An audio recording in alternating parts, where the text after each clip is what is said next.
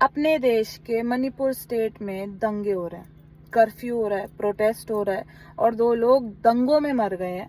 और ये दंगे स्टार्ट हुए 2 बच्चों के मरने से, जिनके घर के ऊपर बॉम्ब अटैक हुआ था। उनकी मम्मी सीरियसली इंजर्ड है और वो उन 2 बच्चों में एक छोटी बच्ची थी 5 महीने की। उस इंसिडेंट के बाद पूरे के पूरे मणिपुर में बहुत प्रोटेस्ट हो रहे हैं और कॉन्फ्लिक्ट्स शुरू हो गए। वो कॉन्फ्लिक्ट शुरू क्यों हुए? क्योंकि एक घटना हुई, और ये हुआ ही क्यों, इसका रीजन क्या है? तो बेसिकली मैं आपको समझाती हूँ। हुआ तो 2026 में है, बट इसकी कहानी शुरू होती है 2023 मई से। मणिपुर में 2 मेजर ट्राइब्स हैं, जिसमें एक मीती ट्राइब है, एक है कुकी ट्राइब। मीती ट्राइब वहां पे डोमिनेट करती है, उनकी स्ट्रेंथ ज्यादा है मणिपुर में। और मीती ट्राइब रहती है प्लेन एरिया में, वैली के अंदर। और ये जो घटना हुई है ये विष्णुपुर में हुई है, जो कि वैली में आता है। जो बच्चे थे वो मीती ट्राइब से ही थे।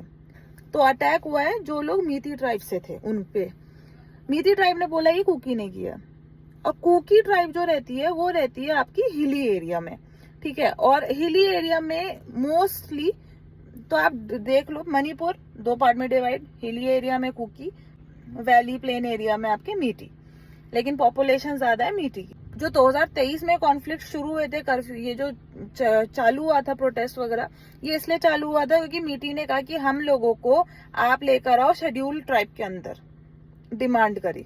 कुकी ने इसके अगेंस्ट रिएक्ट किया कि नहीं, मीटी को शेड्यूल ट्राइब में नहीं लेकर आना है।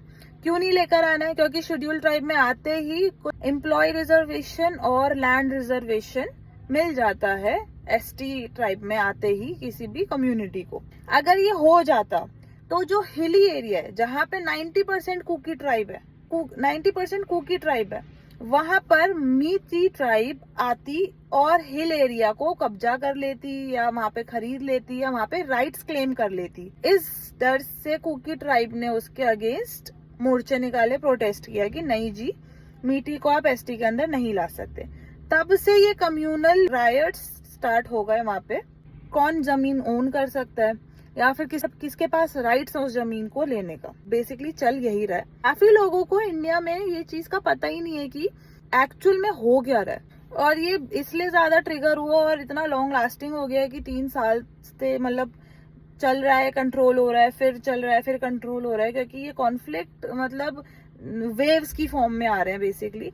पर वहां पे पैरामिलिट्रिक और मिलिट्रिक फोर्सेस को भी डाला गया है बाय आवर सेंट्रल गवर्नमेंट, ताकि इसको कंट्रोल कर पाए, कर्ब कर पाए। एक तो एथनिक